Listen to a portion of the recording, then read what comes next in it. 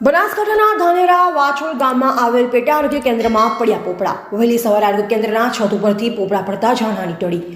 આરોગ્ય કેન્દ્રના અભાવે પંચાયતના મકાનમાં ચાલી રહ્યું હતું આરોગ્ય કેન્દ્ર। 4000 કરતાં વધુ વસ્તી ધરાવતું ગામ છતાં આરોગ્ય કેન્દ્રનો અભાવ।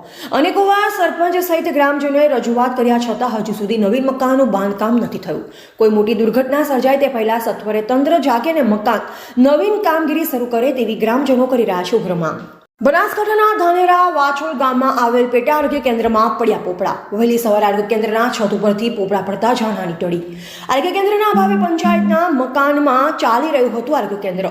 4000 કરતાં વધુ વસ્તી ધરાવતું ગામ છતાં આરોગ્ય કેન્દ્રનો અભાવ। અનેકવાર સરપંચ સહિત ગ્રામજનોએ રજૂઆત કર્યા છતાં હજુ સુધી નવીન મકાનનું બાંધકામ નથી થયું। કોઈ મોટી દુર્ઘટના સર્જાય તે પહેલા સત્વરે તંત્ર જાગે અને મકાન નવીન કામગીરી શરૂ કરે તેવી ગ્રામજનો કરી રહ્યા છે ઉગ્ર માંગ। મારું નામ નરસિંહભાઈ પાતાભાઈ ચૌધરી, સરપંચ શ્રી વાછોડ ગ્રામ પંચાયત।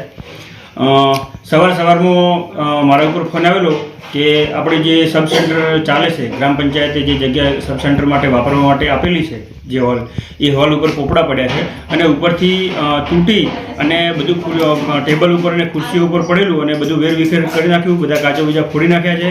અને જો અહીંયા કોઈ સ્ટાફ અહીંયા હોત તો બહુ મોટું નુકસાન થયું અથવા કોઈ દર્દી હોત તો એને પણ બહુ મોટું નુકસાન થાત। એટલો મોટો પથ્થર ઉપરથી તૂટીને પડ્યા છે કે જો કોઈના માથામાં પડી જાય તો એ વ્યક્તિ મરી જાય, બરાબર। એટલા માટે આજે તકલીફ થઈ છે આજે સવારે, એનું તાત્કાલિક સરકાર સમાધાન કરે અને આ ગ્રામ પંચાયતમાં જે સબ સેન્ટર છે તે મંજૂર થયેલું છે, એના માટે જમીન ફાળવણી કરેલી છે, ટેન્ડર પ્રક્રિયા પણ થઈ ગઈ છે, પણ હજુ સુધી લગભગ 7 થી 8 મહિના થઈ ગયા ટેન્ડર થયા ને એના પછી હજુ સુધી પણ જો બાંધકામનું કામકાજ ચાલુ થયેલું નથી।